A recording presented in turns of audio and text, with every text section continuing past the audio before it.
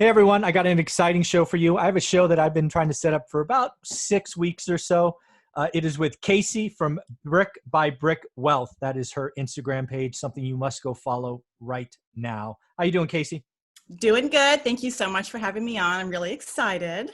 I got to tell you, I follow lots of Instagram pages in regards to real estate, and yours is top notch. It's clean, it's focused. You're always putting out real good content. So I guess my first question is, do you do that all yourself, or do you pay some really smart people somewhere else to do that? Yeah, I do it on myself. Yeah, I do it on myself. Yeah, I pick my colors, find the content. Usually comes from my brain. Sometimes I got to find a little stats online sometimes. And, I try and put together content that helps aspiring real estate investors get their first deal together. I follow a lot of real estate investor YouTubes and also Instagrams, and some of them just sound so advanced that I'm like, how could the beginner person ever understand what they're talking about with all these terms? Yeah. So I try and make it real simple. And even some of my friends are like, I don't know what you're talking about on whatever post. I'm like, shoot, didn't accomplish my goal. But I do try, yeah, for Yeah. that. Oh, it's very nicely done. And Thank you. I could definitely tell. And the reason I was reaching out to you in the beginning was because we are both trying to help the newbies. Yeah. There's two things out there in this social media world. There's the fake ones that, own a house or two, but they're basically just YouTube entertainers making gazillions of dollars. Mm-hmm. Not helpful, in my opinion. Then Right. there's the gurus out there that want to reach in your back pocket and take 1,000 or 2,000 or 5,000. And, there's a special place in hell for them as far as I'm concerned. And I then agree. then there's people like you and I that are just trying to give back. Yeah. Right. And Yeah. that's what I really saw on your Instagram page. So kudos. Thank you. Why don't we introduce people to who is Casey? Where are you in the US? What do you do? Sure. Let's get to that first. Okay. So right now, I live in Memphis. I've been in Memphis for 7 years in Tennessee. Mhm. Originally, I grew up and was born and raised in Southern California. Ah, And after college, I got a job, a regular job doing public relations, communications. So that's what I like, writing and all that. mhm. But I probably won't go into that story, but let's just say that the company got closed down because the owner did some not good things. So I took that as a sign and I also did like the commute. Yep. I was driving from Inland Empire in Southern California to Newport Beach Oh my God. for work. Yeah. And even though it wasn't far, it was only about, 24 miles. It was an hour and a half each way. And I was Yeah. like, this sucks, and it sucks. And my dad, he was, always an entrepreneur, had an entrepreneurial spirit, and always encouraged me to not go with the cows, don't go with the herd, go the other way, and use your mind to think of other ways to make money for yourself and not have to rely on a W-2 income job. And so I said, you know what do I love? Let's think about it. God, I love real estate. And I was young, real young still. And I'm still young, but I was even younger then. Yeah, we're not going to have I'm older than you think now, but trust me on that. But not going there. yeah. But so I decided to do real estate. I was already checking out every new build in Southern California, from like Inland Empire, Chino, Temecula. Mhm. There wasn't really a lot of new builds in Orange County, but going towards San Diego, there was tons. And I would see hundreds of houses, and every open house that I drove by was like, oh, let's stop. Like, that was my idea of fun, was let's go look at open houses. There you go. All my friends and my husband, or my boyfriend at the time, was like, this sucks. I don't want to look at open house. I'm like, come on, just like two, Yeah, I'll be quick. Yeah, exactly. We run in and out. But so that was my passion. So I got my real estate broker license in California at a really bad time. And it was during the recession of 2007, 8. 7, 8, yep. Yeah. And, being in my early 20s then was like, I felt that it was hard for a 20-some-year-old girl to try and sell an $800,000 house, because those 50-year-olds don't want a 20-year-old to sell their $1 million house. So that was a little, I looked really young too. So that was a real big challenge for me. So I started working with a lot of investor buyers because, they're like, sure, girl, you want to go find me deals? Like, go ahead. Yeah. I'm not going to always get the sellers who want to give me their listing, but you know, it was easier for me to be able to be the buyer's agent and find investor deals. So that's what really opened up my eyes to real estate, was finding all of these flips for real estate investors in California. And I really liked it.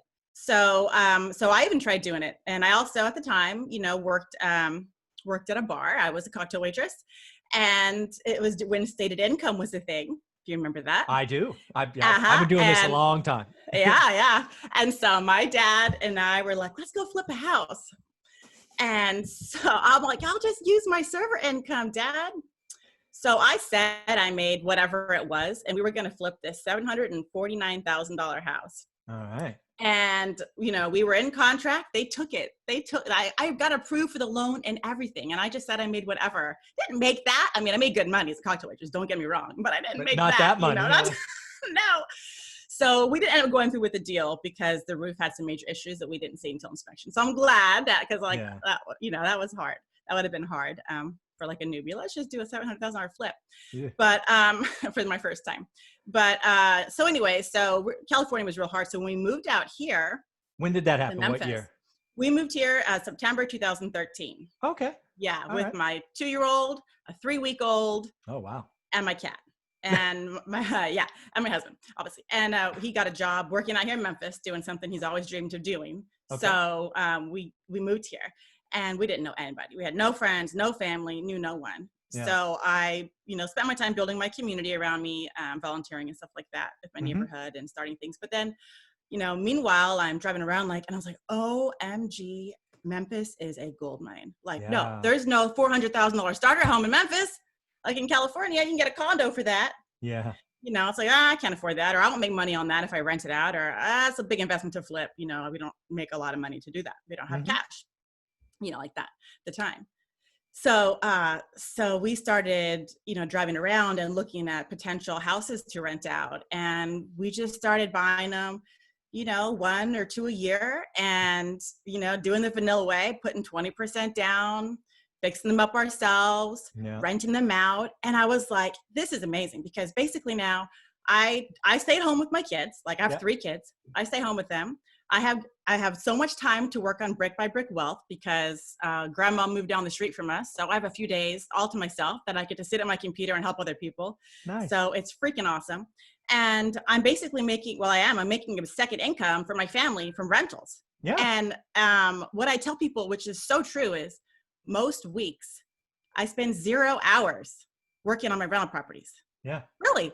I mean, you fix them up nice. You don't be a slumlord. Right? Yep. You put good tenants in there. You can't get the shit tenants. And, you know, I feel like a lot of people are really looking for, oh my God, you mean this $10,000 house you could buy? Yeah. But first of all, you don't want that house because you're going to be doing complete rehab every time someone moves in and out. Yep. And those quality of tenants, you do not want those headaches, you know? Yeah. You don't want the headaches of that quality of a tenant who's going to rent a $500 a month place in a crappy part of town. Like, let's just spend a little more money and get a better investment property, and there's 0 headaches. Yeah. So I try telling all my friends, you know, my little mom group, I go, Mom, like, guys, you know, I was like, you have to do this. Like, you guys are working full-time jobs. You're a nurse. You're an executive of this. We're regular people. Right. You guys can do this too. You know that? Yeah. Like we make over $400 a month positive cash flow on every house we have. Wow. And and for, you know, low investment. I mean, our most expensive house was $120. We just bought that one last year. Okay. and the cheapest one was probably $68 or something. So not real cheap because I don't want that area. Right. You know? But we've been looking for more this year, but you know, that's a whole other story with the market right now. Well, there's so much in that I want to talk about. Let's peel back to being in SoCal first. We'll spend most of the time in Nashville, but I want to go back to one thing. Memphis. I'm sorry, Memphis. I like Nashville, but you know, I'm not a country gal. Okay, Memphis, my mistake. So go back to SoCal. One of the things you highlighted, you gave props to Dad. I want to go back to that because not everybody has that. And I think what you said is Dad was very entrepreneurial. Yeah. And I'm curious, did you see that when you were younger, or did that only become obvious when you were out of college? Right? Was that obvious? No. Yes. Well, okay. No. What was obvious was he was always he was always drilling into me the importance of not going the same way as everybody else. He's like, he'll say things like, you see all the cars on the freeway? See how they're all going, you know, east or west. You want to be driving or whatever. You want to be driving the other way. Nice. You know, like putting things like that in my head. You don't want to be going that way to work at 5 a.m., 6 a.m. You want to be going the other way, doing something else. You know, it's like, okay. And he's like, you know, you got to make money for yourself. He's like, all I need is $20,000 a month. You know, that was always his thing. All I need is $20,000 a month. You know, he started many new jobs, many new companies he started, and they weren't always successful, you know, but that doesn't mean that I'm not. My sister has the same entrepreneurial spirit, and she's way better than me. She doesn't do this at all, but I know she will. I know she will. She'll need a place to put all of her money. So my sister is very successful, and she's 10 years younger. I'm very proud of her. Very proud. That's nice. Too, and it's all from my dad, you know, and she says it too. But yeah, it was ingrained in our heads constantly throughout life. Yeah. All right, cool. All right, now let's go to the jump, right? You moved from SoCal, right? I'm in the Bay Area, right? So NorCal. Okay, cool. Yeah. Now, was that on purpose, or did the husband get a job and you followed, right? Did you pick Memphis? No, we didn't pick it. Trust me. At the time, I was like, Memphis is the armpit of America. I'm not going to move there. Yeah. So he got a job working for a third generation company doing brand management and marketing, which is something he had zero work experience in, but was excellent at doing. And so he had a friend that recommended him for a job opportunity that he didn't have. He was doing like insurance and stuff before, like not the same thing. Yeah. So I was like, this is our chance to do what you love. And so we moved here. All right. So you moved to, this is awesome. So now you moved to a city that you know no one. Yeah, nobody, didn't know anyone. I'm guessing you rent for a little while, or did you just pick something up? No, we bought right away because, you know, I'm not going to be giving my money to a landlord. There you go. All right. I am putting that money into a house. So yeah, so when I was 8 months pregnant, we flew out here before we moved, and we looked at 40 houses, and well, we looked at 40. We looked at 40 houses in 2 days.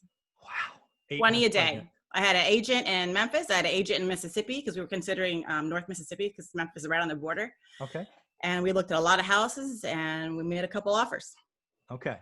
All right. That's awesome. Okay. So you move in your house, you plant your little nest, you have another child, or I guess, no, they were 3 weeks old. So, okay. You have your kids, you're a mom. When does it hit you? I mean, when do you have time to go? You know, yeah, go ahead. To like do rental house, like house stuff. Okay. To start. I mean, I get how now, right? Because once you have systems and all of that. Well, right away we didn't. I just did a lot of research because like I still just loved houses because we put a huge chunk of money down on our primary home.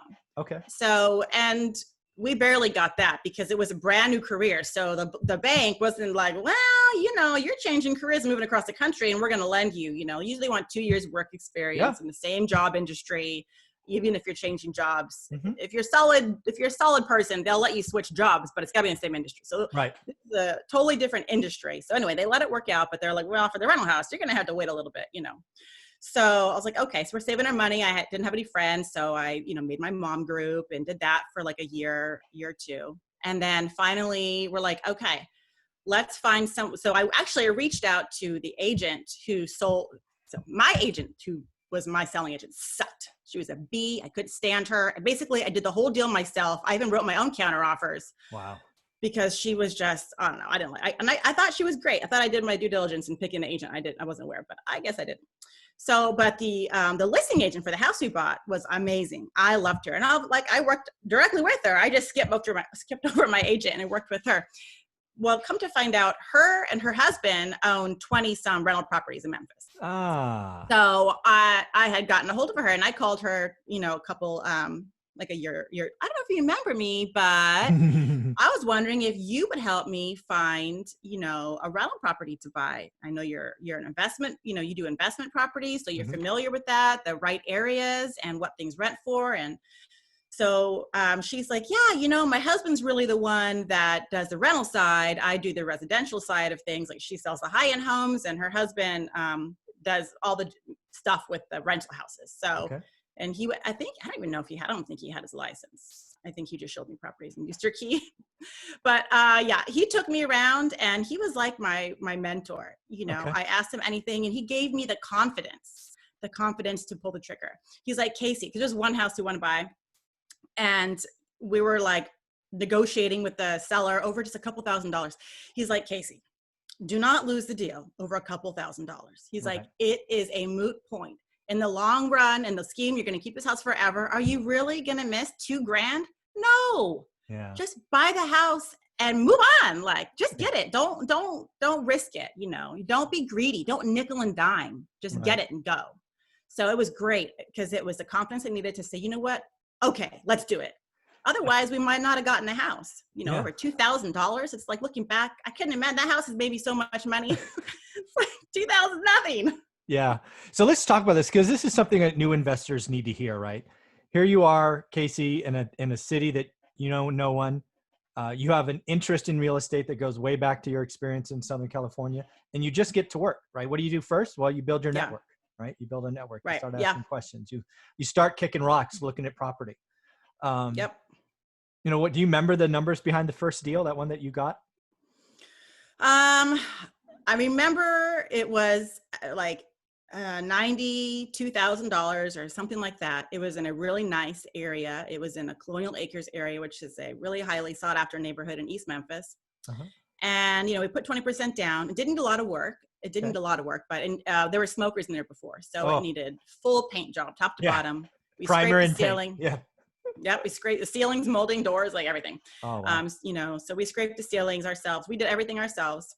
And, you know, we got it ready, you know, fixed up the bathroom and all that. And then we got it rented out. And it was what is it rent? What did it rent for? Was this 2000 and what? 14, this was 2000. This was ended up being 2016, right in the beginning of 2016. Yeah. What did it rent for in 16 and what's it rent for in 20? Sure. At that time, we were renting it for, I think it was $10.75 or $10.95, $10.75, something like that. Something like that, yeah. Okay. Yeah. And then now we rent it for $11.50. Okay. All right. Yeah, because what I know of Memphis, again, California guy, I invest in Fresno, California. So Central Valley, kind of like Inland Empire, but. Yeah, I've been there. Yeah, you've been there, right? Yeah. So that's where I've made my hay for 20 years. Cool. What I know about Memphis, it seems like, I think you kind of hinted at it, it has seen a lot of investment interest the last 3 or 4 years. Yeah. Right? Both people that are residential, but also you have these damn Californians and East Coasters just buying up stuff. Is that true? As somebody that's local? Yeah. It's absolutely true. Everyone is buying rental properties in Memphis. And I actually recently, which this is one thing I will say.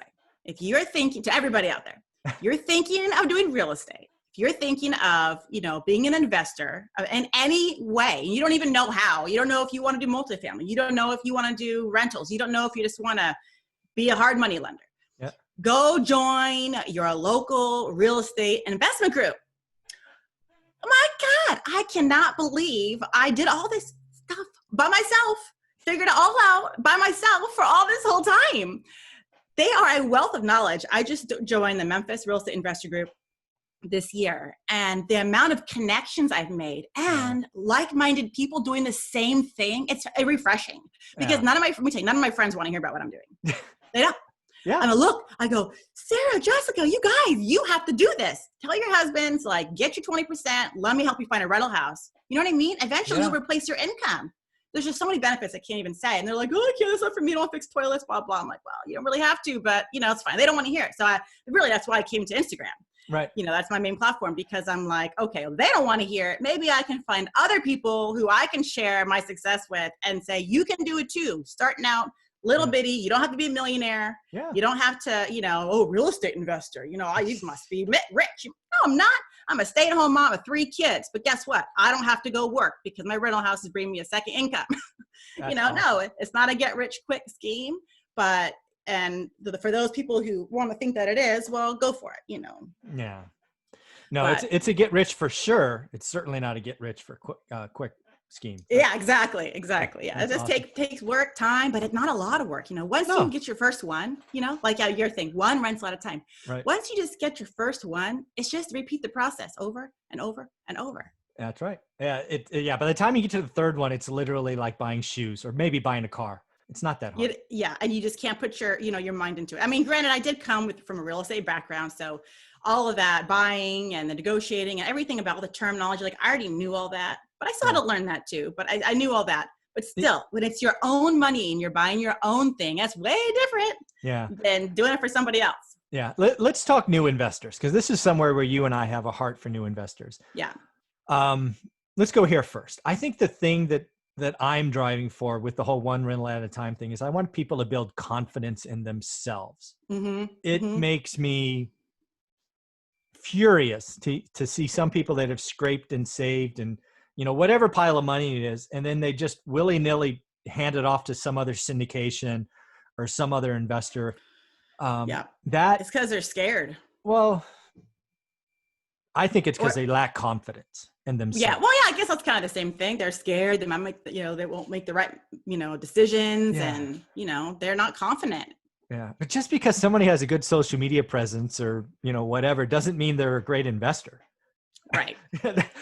there's I found that out. Yeah. Yeah.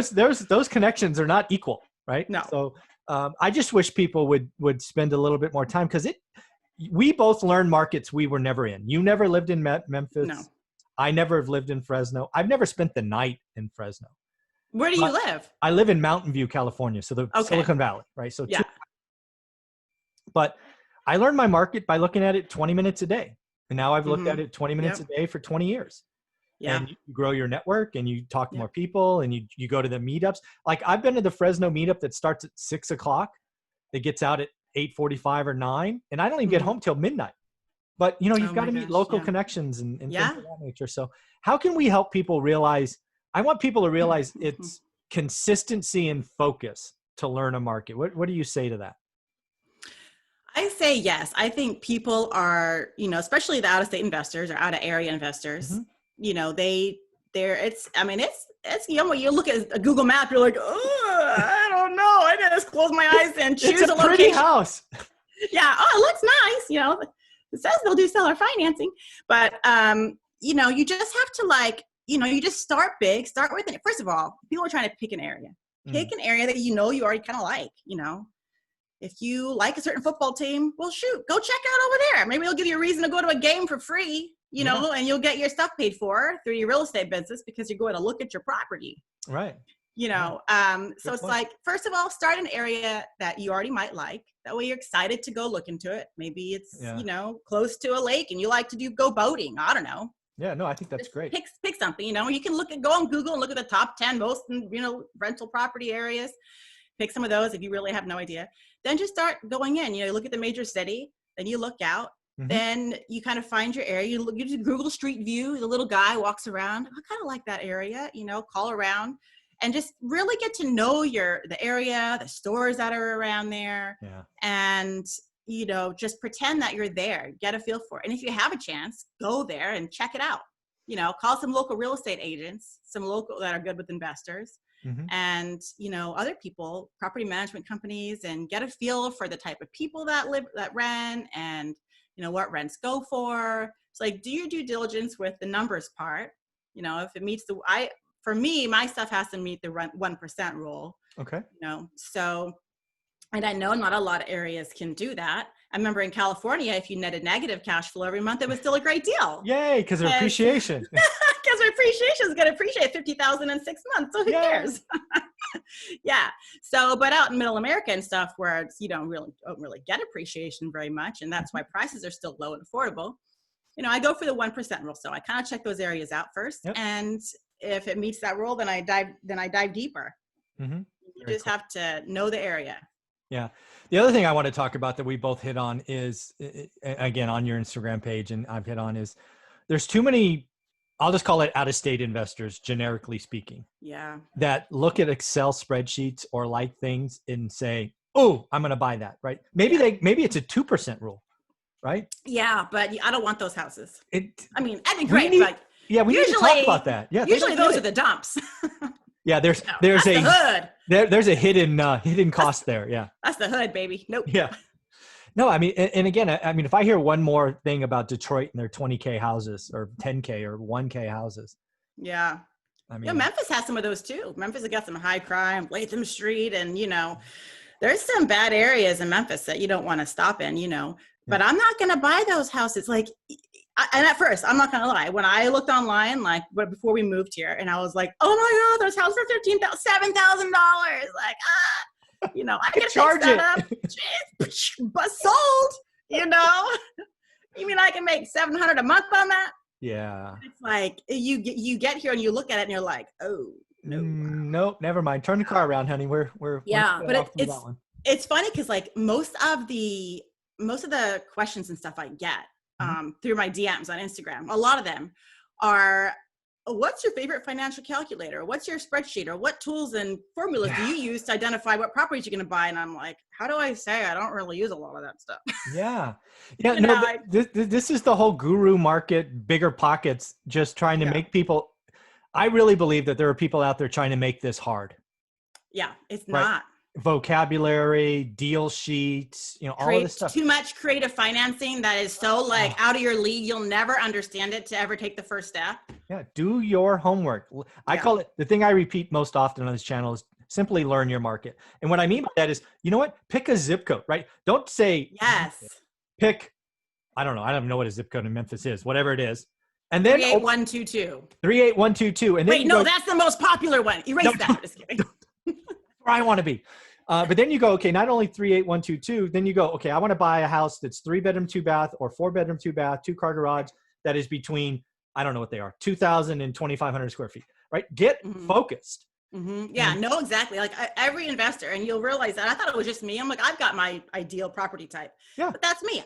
I didn't know like everybody really had that, join the investor group, and they're like, and they all these wholesalers there that are, looking for investors so that they can sell you cash deals. I'm like, okay, well, I better build up more cash so that I can do cash deals. Cause I know that's where the deal comes in, is buying cash first. Today. Yeah. And you can always refinance, but right now you really can't. So go ahead and take the risk. I mean, you can refinance your own home, but to get an investor refinance 6 months later after it's been seasoned, I'm like, well, let's see, with the current market and the election coming up and coronavirus, I'm not sure if I would get my refi in January or whatever. So I don't know if I'm gonna do that right now. But I totally forgot now what I was saying. No, it's basically that real estate investors need to learn their market. Yeah. Right. Get focused, right? That's they do. That's right. Yes. And yes, what I was saying is, like I have a specific type of house that I buy, and most investors do. Like, and I would have never normally. Hold on. So most investors who are doing transactions have a type, right? Yes. Because they say, I do this. And then they go to meetups like you're talking about, and they tell everyone.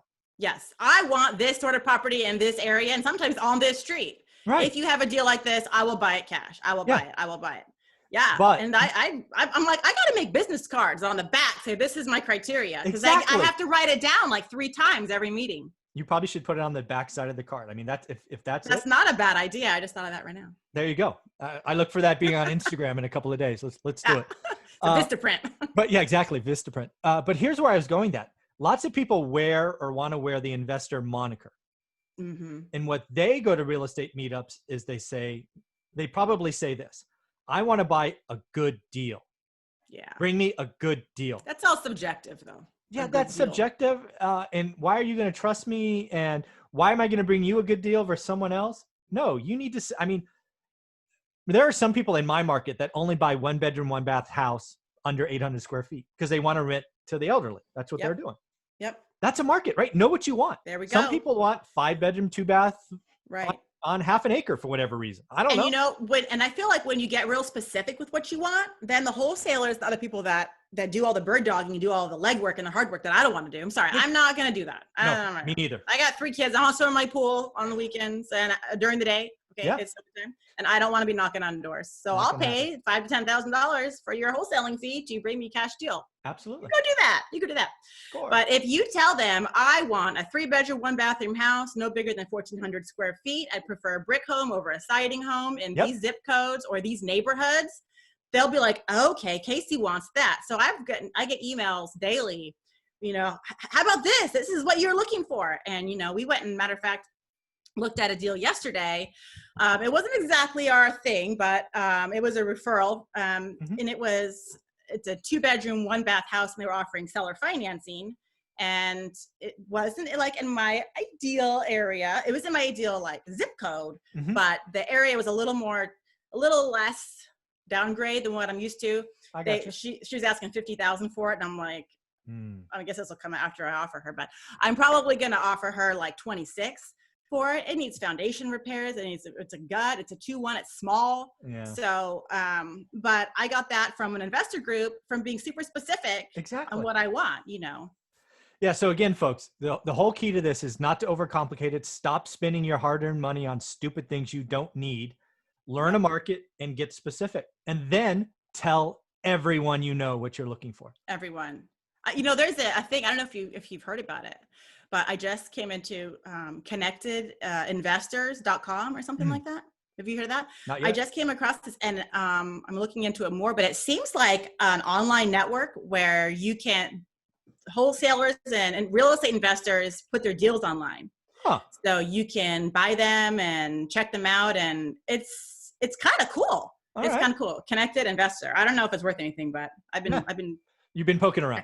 Yeah, I've been poking around. So I haven't seen anything like that before. Yeah. I wasn't trying to sell you something. No, I got you. Yeah. You know, like not like a turnkey service provider. Yeah, just sharing deals. Just sharing. Mm-hmm. Very cool. So I wanted to ask you this. Brick by brick is going great. That's how people should do it. One rental at a time. Same idea. Yeah. I'm curious. How far out do you think? Do you have like 1 year, 5 year, 10-year goals? I mean, where are you taking this, or is it just one deal at a time? You know, I'm not a real big goal person. Okay. I'm not let's write it down and let's take action. I mean, I know you have to do it. You have to take action every day. You know, matter of fact, I'm going to plaster massive action today on my wall. I have like one of those Cricut machines, like to do cutouts. I used to have an Etsy shop. So I'm putting that up there so I can remind myself to take massive action every day. Whatever that is, take massive action. Like the other day, I'm like, you know what? I'm going to call Michael Zuberbeck and I'm going to say, let's do this YouTube thing. You know, let me get on your channel like you asked. I'm going to do it. You know, I'm not going to be scared. I don't do this all the time. Never done it before.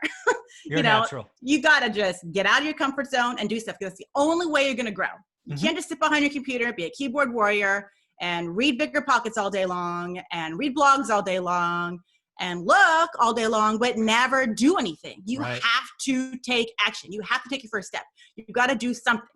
And don't go look for that, you know, 400 complex multifamily deal for your first one. Come on, get real, guys. Thank you. You know, get real. Yeah, sure. You go for that later on, but you're going to be thinking about that for the next 6 years and never making any money. Meanwhile, the guy who just like said, all right, I'm not going to say I'm going to go buy this 3-bedroom or 2-bedroom house somewhere that's going to make me some money every month. No, he doesn't get to walk around and say, oh, I want a 400-unit apartment complex.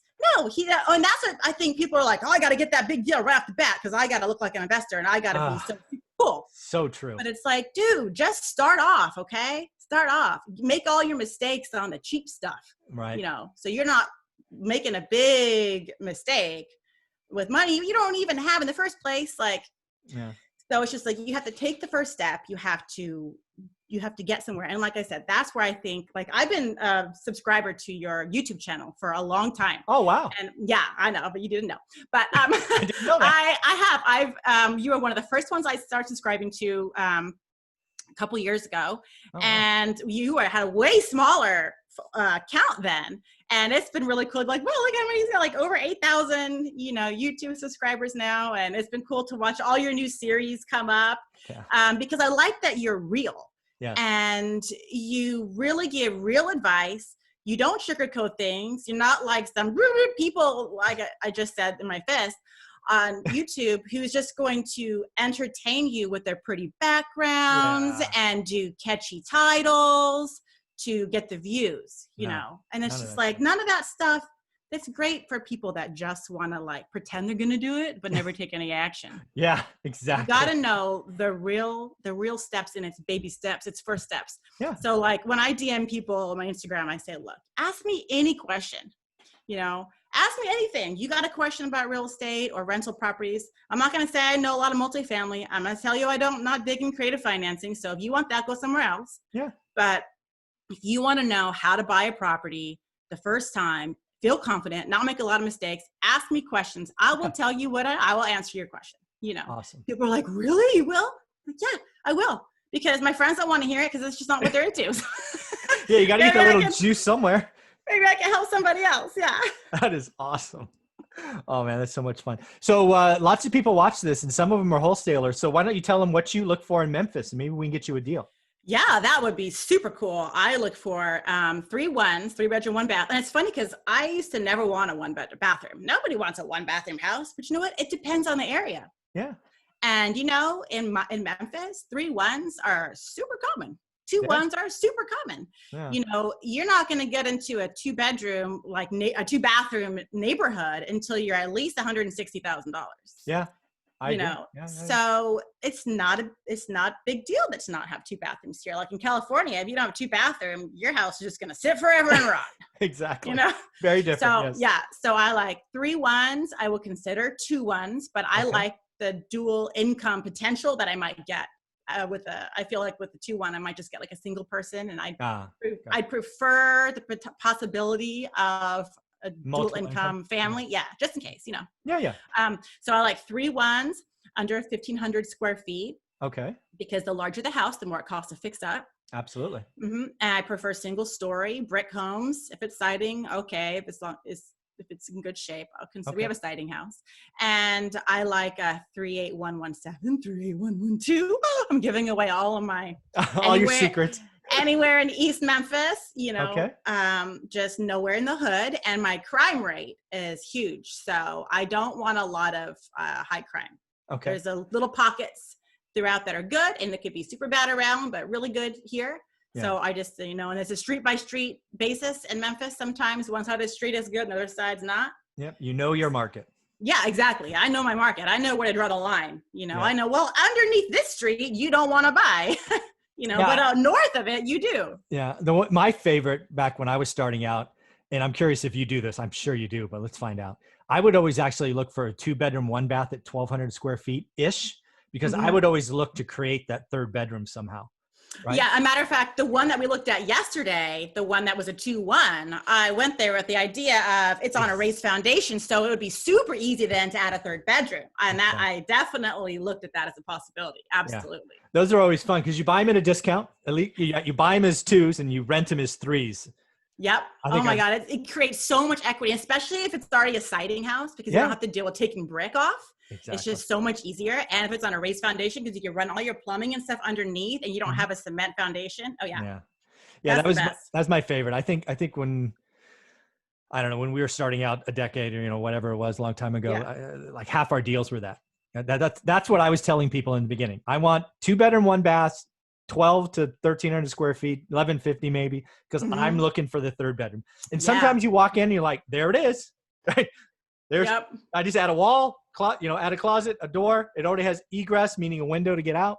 Done. Buy it. I mean, I would outbid people because again, I don't see it as a 2. I'm renting. That's right. You always have to look for the potential because you never know. That's awesome. I like that. Yeah. So let's talk about Brick by Brick Wealth. Sure. Again, it's a site or an Instagram page that I look for. What's the motivation? Clearly you're helping people. Tell us about it.